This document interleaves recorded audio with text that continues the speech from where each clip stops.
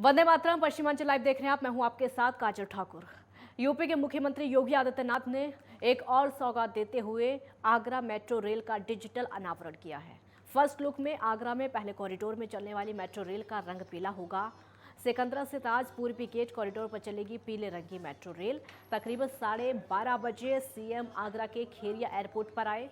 सबसे पहले उन्होंने आज़ादी का अमृत महोत्सव के अंतर्गत निकाली जा रही जागरूकता रैली को रवाना किया। आगरा पहुंचे मुख्यमंत्री योगी आदित्यनाथ ने मेट्रो ट्रेन परियोजना का स्थलीय निरीक्षण भी किया और इस दौरान उन्होंने मेट्रो ट्रेन प्रोजेक्ट की प्रगति और गुणवत्ता को भी परखा। मेट्रो के डिजिटल लुक का अनावरण करने के साथ ही सीएम ने यहां पर पौधारोपण भी किया। साथ ही आगरा में आज़ादी के अमृत महोत्सव के अंतर्गत हर घर तिरंगा कार्यक्रम के लिए जागरूकता रैली को हरी झंडी दिखाई।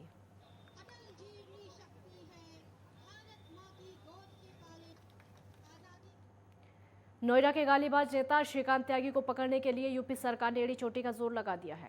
सोमवार को सेक्टर 93 स्थित ओमेक्स सोसाइटी में आरोपी का अवैध निर्माण गिरा दिया गया और अब उस 25,000 रुपये का इनाम घोषित कर दिया है। वहीं पुलिस के एक्शन को देखकर फरार आरोपी ने श्रीकांत त्यागी ने सरेंडर की अर्जी लगाई।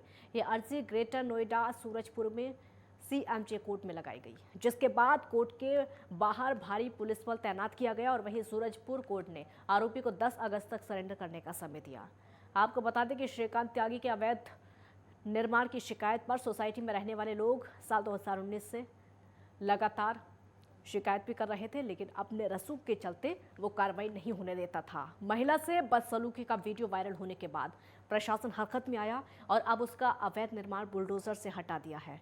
नोएडा अथॉरिटी की इस कार्रवाई से खुश सोसाइटी में रहने वाली महिलाओं ने तालियां बजाई और मिठाई भी बांटी। उधर नोएडा पुलिस कमिश्नर आलोक सिंह ने बताया कि श्रीकांत त्यागी पर गैंगस्टर एक्ट लगा दिया है और वहीं मामले पर एडीजी प्रशांत कुमार ने कहा कि मामले पर प्रभारी निरीक्षक को सस्पेंड कर दिया है। सोसाइटी में सब इंस्पेक्टर और 4 कांस्टेबल की भी ड्यूटी लगाई गई है, जिसके साथ ही पीड़िता को 2 पीएसओ उपलब्ध करवाए गए हैं। गौतम बुद्ध नगर के सेक्टर 93 में हुई दुर्भाग्यपूर्ण घटना, जिसमें कि श्रीकांत त्यागी द्वारा एक महिला के साथ दुर्व्यवहार किया जा रहा है, की घटना को शासन ने तथा डीजीपी यूपी ने बहुत गंभीरता से लिया है और इस संबंध में मुख्य अभियुक्त की गिरफ्तारी के तत्काल निर्देश दिए गए हैं। अभी तक जो कार्रवाइयाँ की गई हैं उसमें वहाँ के प्रभारी निरीक्षक को सस्पेंड किया गया है तथा जो घटना के बाद वहाँ उस सोसाइटी में 1 सब इंस्पेक्टर तथा 4 कांस्टेबल की ड्यूटी लगाई गई थी सुरक्षा हेतु। उनके द्वारा अपने कार्य को सही ढंग से न करने के आरोप में उन्हें भी निलंबित किया गया है तथा वहाँ के रेसिडेंट वेलफेयर एसोसिएशन के सहयोग से उस सोसाइटी में जाने वाले प्रत्येक व्यक्ति की स्क्रीनिंग की जा रही है। साथ ही साथ पीड़िता को 2 पीएसओ उपलब्ध करा दिए गए हैं। देश में हर घर तिरंगा अभियान की शुरुआत हो चुकी है और हर कोई राष्ट्र हित में अपने घर पर तिरंगा लगाकर आज़ादी के 75वें अमृत महोत्सव का जश्न मना रहा है। इसका नज़ारा जिले हापुड़ के गढ़ मुक्तेश्वर में देखने को मिला, जहां पर समाजसेवी और व्यापार प्रकोष्ठ के जिला सह संयोजक दिनेश गर्ग ने हर घर तिरंगा अभियान को सफल बनाने के लिए अनोखी पहल शुरू की है। इसको लेकर वो खुद घर घर जाकर सड़कों पर उतरकर वाहनों पर तिरंगा लगाते हुए नजर आए और वहीं लोगों से राष्ट्र के प्रति जागरूक भी करते हुए नजर आए। समाज सेवी दिनेश गर्ग का कहना है कि उनका लक्ष्य 1000 से ज्यादा घरों में खुद जाकर तिरंगा लगाने का है। आज पूरा भारतवर्ष आज़ादी का 75वां अमृत महोत्सव मना रहा है।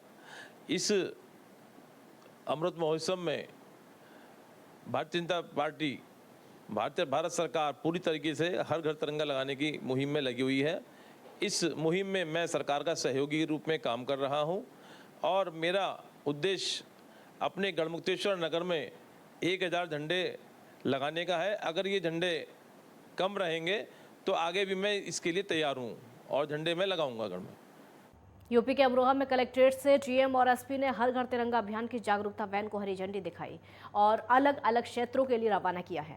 जिला अधिकारी बीके त्रिपाठी और पुलिस अधीक्षक आदित्य लांगे की मौजूदगी में कार्यक्रम को सफल बनाया गया। अमरोहा कलेक्ट्रेट परिसर से हर घर तिरंगा अभियान को सफल बनाने के लिए एलईडी वैन के जरिए जागरूकता फैलाई गई और ये वैन जिले के अलग अलग क्षेत्रों में हर घर तिरंगा अभियान सफल बनाने के लिए प्रचार करेगी ताकि जनता में अभियान को लेकर जागरूकता फैलाई जा सके।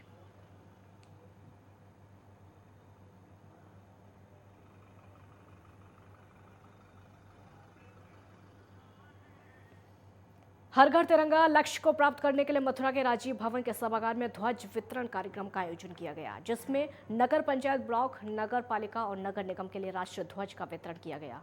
राष्ट्रीय ध्वज वितरण के मौके पर मुख्य विकास अधिकारी नितिन गौड़, जिला पंचायत राज अधिकारी किरण चौधरी, अपर जिला पंचायत राज अधिकारी गिरीश यादव समेत अधिकारी, कर्मचारी और सचिव मौजूद रहे। अधिकारियों ने कहा कि हर घर तिरंगा अभियान में लोगों को बढ़ चढ़कर भाग लेना चाहिए। आपको बता दें कि 15 अगस्त को तिरंगा फहराने की तैयारी है। स्मारकों के आसपास के मोहल्ले, गांव और कस्बों में रहने वाले लोगों को भी आज़ादी के अमृत महोत्सव समारोह में आमंत्रित किया जाएगा।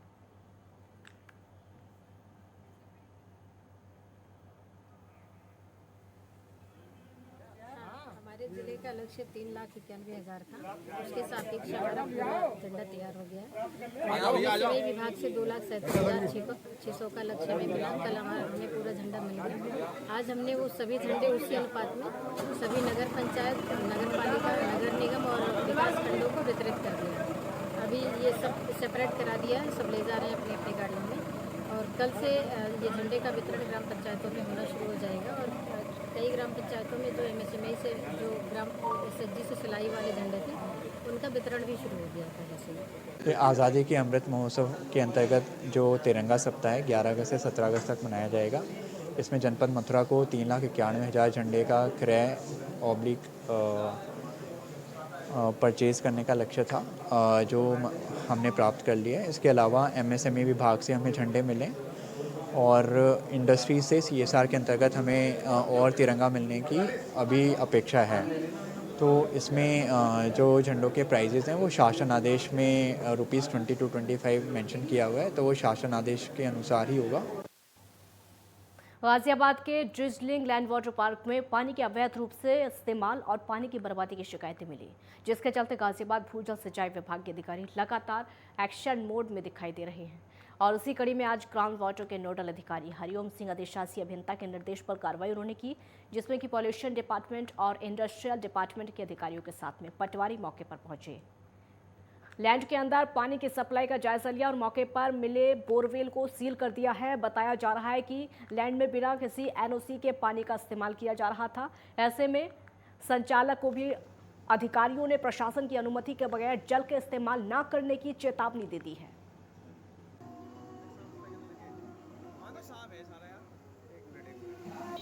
दुहाई के पास एक डिज्नीलैंड नाम का वाटर पार्क है, जिसके द्वारा बिना एनओसी प्राप्त किए भूजल का दोहन किया जा रहा था, जिस पर लघु सिंचाई के जो एक्सीएन हैं उनके द्वारा मुझे पत्र प्रेषित किया गया था कि कोई मजिस्ट्रेट नामित किया जाए। तहसील से मजिस्ट्रेट के रूप में ओम प्रकाश गए थे तथा लघु सिंचाई के एक्सीएन भी मौजूद रहे। बोरवेल को सील किया जा चुका है और चेतावनी भी जारी की गई है कि इस तरह से भूगर्भ जल का जो भी दोहन करेगा उसके विरुद्ध कार्रवाई की जाएगी। गाजियाबाद के तुलसी निकेतन इलाके में सूटकेस में प्रेमी का शव लेकर जा रही महिला को पुलिस ने गिरफ्तार किया है। प्रीति शर्मा नाम की महिला फिरोज के साथ रिलेशनशिप में रह रही थी और महिला द्वारा शादी का दबाव बनाने पर युवक ने शादी से इनकार कर दिया था, जिससे नाराज होकर महिला ने प्रेमी की हत्या कर दी और उस तरह से गला काटकर हत्या की है। जिसके बाद दिल्ली से बड़ा ट्रॉली बैग खरीदकर शव को उसमें रख दिया, लेकिन जाते वक्त पुलिस ने महिला को गिरफ्तार कर लिया। दिल्ली गाजियाबाद रोड पर महिला ऑटो का इंतजार कर रही थी, तभी पुलिस ने महिला को गिरफ्तार किया। कल रात पुलिस गश्त करते समय टेला मोड़ थाना क्षेत्र का पुलिस फोर्स गश्त कर रहा था। सब इंस्पेक्टर तुलसी निकेतन चौकी इंचार्ज वगैरह सब गश्त कर रहा था। उस समय कुछ महिला ने वहाँ पे संदिग्ध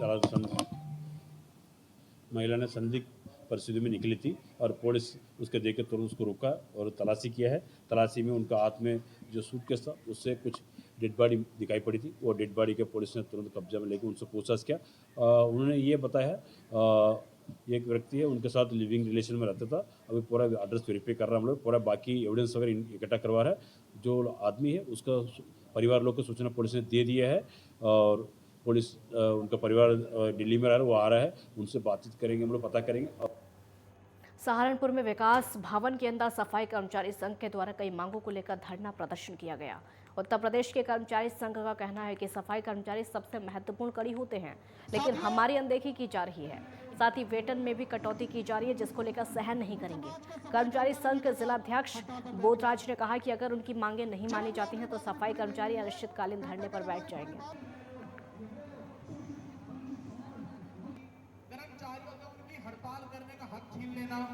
आज हमारे जो कर्मचारी साथी हैं उनकी विभिन्न मांगों के लिए धरना प्रदर्शन, हमने 2 संगठन मिलकर धरना प्रदर्शन लगाया है। हमारे दूसरे संगठन के जिला अध्यक्ष भाई सुलेख चंद जी, हमने एक साथ में धरना लगाया है। हमारी समस्या है, हमारे 190 कर्मचारी साथियों का वेतन काट लिया गया था, जिसके हमें बेरो आश्वासन देते रहे हैं कि हम आपका वेतन निकलवा देंगे, लेकिन हमारा कोई पत्राचार पे कोई विचार नहीं किया गया माननीय DPRO मोदी जी ने। इसलिए हमें ये अगला कदम उठाना पड़ा है। केंद्र सरकार के बिजली के निजीकरण के लिए संसद में रखे जा रहे इलेक्ट्रिसिटी अमेंडमेंट बिल 2022 का विरोध शुरू हो गया, जिसके तहत all India federation power diploma engineers के आह्वान पर पूरे प्रदेश के साथ साथ शाहजहांपुर में प्रदर्शन किया गया। इस बिल के विरोध में राज्य विद्युत परिषद जूनियर इंजीनियरिंग संगठन ने प्रदर्शन किया। धरने पर बैठे संगठन के बिजली कर्मियों ने केंद्र और राज्य सरकार से मांग की है और कहा कि अमेंडमेंट बिल 2022 को वापस लेने के साथ ही बिजली कार्मिकों की मांग मानने और संघीय ढांचे को बहाल करके विभाग को अपग्रेड करने की मांग की है।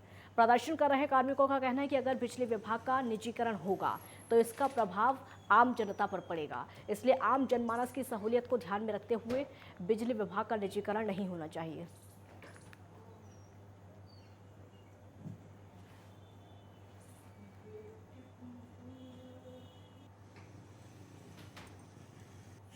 विद्युत संशोधन अधिनियम 2022 पटल पे रखा गया है, तो उसमें पूरे देश भर के बिजली उद्योग के लोग और अन्य NCEE और के सब लोग जो है इसके विरोध में बैठे, क्योंकि इस बिल से आम जनता को, इस विद्युत उद्योग में कार्य कर रहे कार्मिकों को, सभी को भी उसका प्रतिगामी जो है असर दिखाई पड़ रहा है और इससे व्यवस्थाएं चरमराएंगी।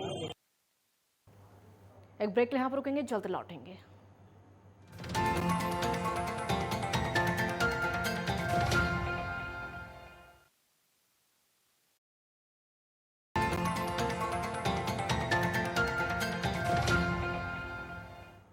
ब्रेक के बाद एक बार फिर स्वागत है आपका। बुलंदशहर के कोतवाली खुर्जा नगर इलाके में मामूली विवाद को लेकर दबंगों ने एक दंपति की बेरहमी से पिटाई कर दी और इस मारपीट का वीडियो तेजी से वायरल हो रहा है, जिसमें दबंग महिला और उसके पति से मारपीट करते नजर आ रहे हैं। साथ ही सरेआम युवक को गोली मारने की धमकी दे रहे हैं। हालांकि युवक को अस्पताल में भर्ती कराया गया है, जिसका इलाज किया जा रहा है।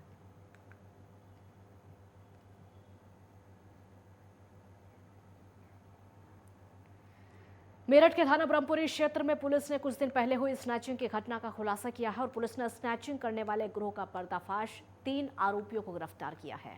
लूटा हुआ माल जब्त कर लिया है।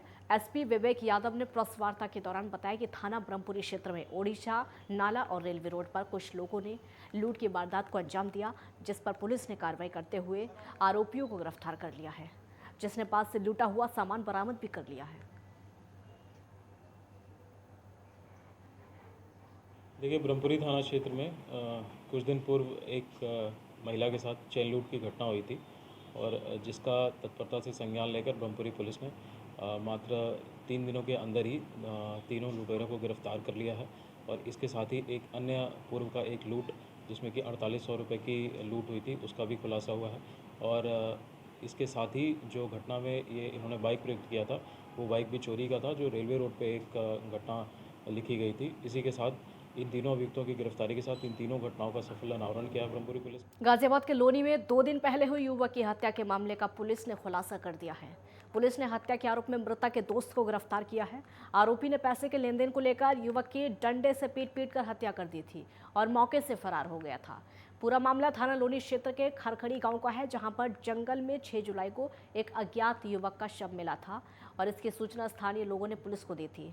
पुलिस ने शव को कब्जे में लेकर पोस्टमार्टम के लिए भेज दिया है और जांच शुरू कर दी है। पुलिस ने इस मामले की जांच करते हुए मृतक के दोस्त प्रमोद को गिरफ्तार कर लिया है। वहीं पूछताछ में आरोपी ने अपना जुर्म कबूला है।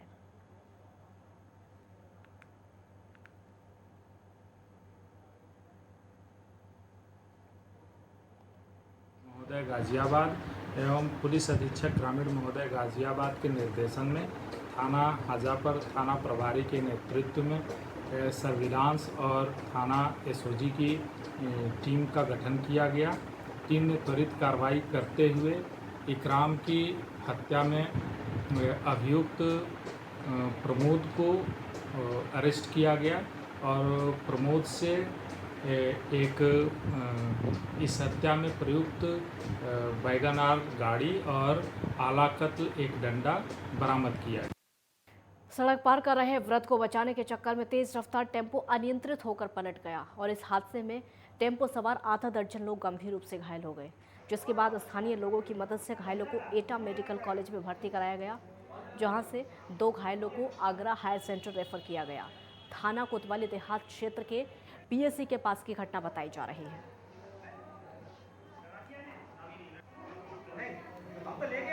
मिराची से आ रहा था तब पीएससी पर और आदमी क्रॉसिंग करी है मेरी साइड से, मैं उधरी साइड था, वो एक साइड सारी क्रॉसिंग चल रही है, मतलब कावड़ी वाली, और इस साइड से सामने से एक स्कॉर्पियो आ रही थी, उस साइड में ले नहीं जा पाया, हॉर्न मारा। आदमी ने एक क्रॉसिंग करी है रोड की, उसने ये नहीं देखा कि पीछे कुछ आ रहा है। कौन? मतलब वो पैदल क्रॉसिंग? पैदल था, वो पैदल क्रॉसिंग कर रहा था, उसने ये नहीं देखा कि कोई क्रॉसिंग मतलब बाहर आ रहा है।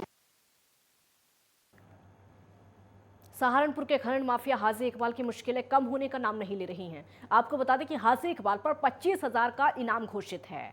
कोर्ट से NBW वारंट जारी होने के बाद पुलिस ने उनके मकान पर नोटिस चस्पा कर दिया है। पुलिस क्षेत्राधिकारी बेहद वहां पर पहुंचे। आपको बता दें कि भारी पुलिस बल के साथ में ग्राम मिर्जापुर पोल पहुंचे। 25,000 के इनामी खनन माफिया हाजी इकबाल के मकान पर नोटिस चस्पा कर दिया। आपको बता दें कि पूर्व MLC खनन माफिया हाजी इकबाल के 3 बेटे पहले ही गिरफ्तार हो चुके हैं। उसके साथ ही उनके भाई पूर्व MLC महमूद अली को भी पुलिस ने गिरफ्तार किया। जो फरार है, लेकिन गिरफ्तार नहीं हो रहा, कोई भी उसे सहयोग। खनन माफिया हाजी इकबाल की मुश्किलें लगातार बढ़ती जा रही। उत्तर प्रदेश के सहारनपुर का ये पूरा मामला है, जहां पर 25,000 का इनाम भी घोषित कर दिया गया है और मकान पर नोटिस चस्पा कर दिया गया है। देखिए, जब नोटिस चस्पा किया गया, भारी पुलिस बल यहां पर तैनात रहा और भारी पुलिस बल की मौजूदगी में यह ऐलान किया गया और नोटिस चस्पा कर दिया गया है। खनन माफिया है जो कि काफ़ी दिनों से अवैध खनन में शामिल है, हाजी इकबाल जिसका नाम बताया जा रहा है। एटा में 2 बाइक सवार कांवड़िए ट्रैक्टर से टकरा गए। हादसे में एक कांवड़िए की मौत हो गई, साथ ही दूसरा गंभीर रूप से घायल हो गया है। इसको इलाज के लिए आगरा रेफर कर दिया गया है। आपको बता दें कि तेज रफ्तार बाइक सवार कांवड़िए ट्रैक्टर को ओवरटेक कर रहे थे, जिसके चलते हादसा हो गया और उसी के चलते पुलिस ने दुर्घटनाग्रस्त ट्रैक्टर को जब्त कर लिया। सूचना पर पहुंची पुलिस ने दोनों घायल कांवड़ियों को एटा मेडिकल कॉलेज में एडमिट कराया, जिसके बाद चिकित्सकों ने एक कांवड़िए को मृत घोषित कर दिया। एटा सदर विधायक विपिन शर्मा ने कांवड़िए की सड़क हादसे में मौत पर दुख जताया।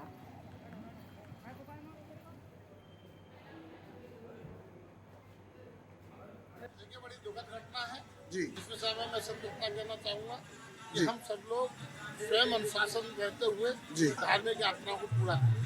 मैं अपने सभी कांवड़ यात्राओं में जो भी हिस्सा ले रहे हैं सभी युवा वर्ग से भी कहूँगा कि वो मोटरसाइकिल चलाते हुए सहमत होकर चलाएं, जोश के साथ होश के साथ अनुशासन का पालन करें और जीवन है ये चिंता करें, घर तक पहुँचे, अपनी जो यात्रा है उसको मंगलमय करते हुए कल अपना शिव मंदिरों में अपना जलाभिषेक करें और लेकिन अनुशासन का पालन करें, तेजी में रहें।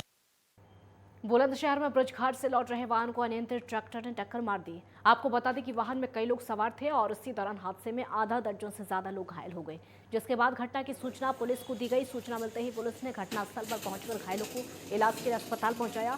फिलहाल घायलों का इलाज अस्पताल में जारी है और पुलिस मामले की जांच में जुटी है।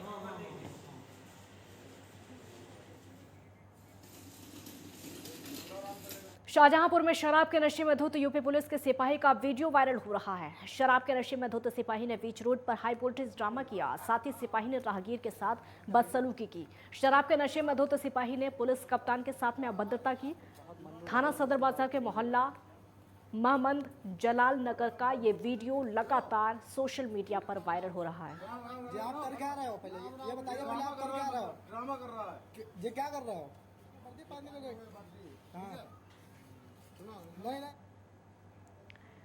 मेरठ में डबल मर्डर की घटना से हड़कंप मच गया है और आपको बता दें कि बंद मकान में नानी और नवासी की चाकू से गोद कर हत्या की गई। हत्याकांड की सूचना मिलते ही प्रवीण कुमार मौके पर पहुंच गए और इसी क्रम में घटना को अंजाम देकर आरोपी मौके से फरार हो गया। हालांकि पुलिस अब तक हत्या की वजह का पता नहीं लगा पाई है और न ही हथियारों का कोई सुराग मिल सका है। फिलहाल पुलिस ने दोनों के शव को कब्जे में लेकर पोस्टमार्टम के लिए भेज दिया है और मामले की जांच शुरू कर दी है।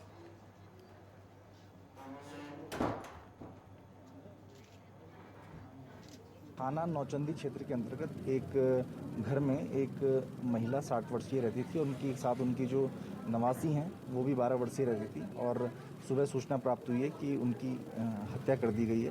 पुलिस मौके पे पहुंची, यहाँ पे फॉरेंसिक टीम और अन्य टीमें भी यहाँ पे फील्ड यूनिट पहुंची हैं और वो घटनास्थल का निरीक्षण कर रही हैं और इसमें जो पुलिस के द्वारा भी चीज़ों को पूछा जा रहा है, पूछताछ की जा रही है लोगों से और किस तरह घटना हुई है और यहाँ पे जो उनके घर वाले हैं वो भी जस्ट अभी पहुँचे हैं, उनसे भी बातचीत की जा रही है कि क्या कारण हो सकता है और सभी कारणों को पता किया जा रहा है और उसके आधार पर इसमें कार्रवाई की जाएगी।